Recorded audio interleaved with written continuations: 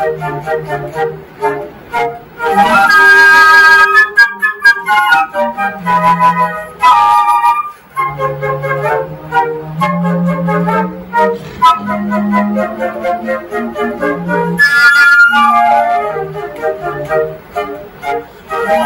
Raymond Sarial ng UP Symphony Orchestra.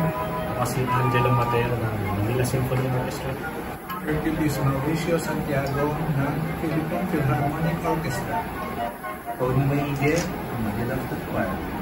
At ako naman si Lisa Makuha Rizal. Samahan niyo kami sa isang hapon puno ng musika kasama ang pinaka-premyadong flute musicians ng ating bansa. Ito sa aming programang Art to Art sa July 27.